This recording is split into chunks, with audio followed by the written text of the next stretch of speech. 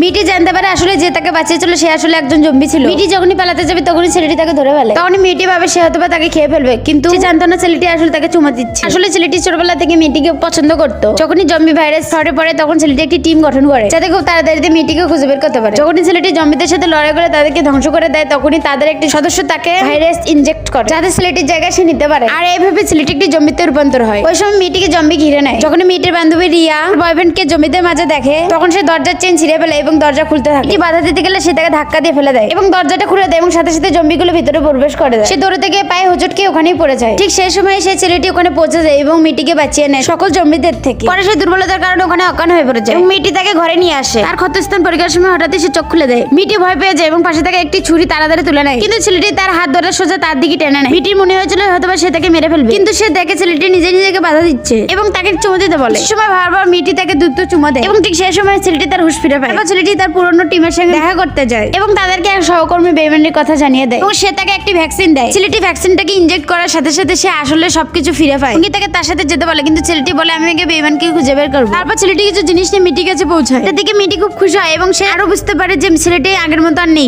বন্ধুরা, ছেলেটি আর মিটি কি এক হতে পারবে? জানতে আমাদের চ্যানেলটি লাইক এন্ড সাবস্ক্রাইব তো করো।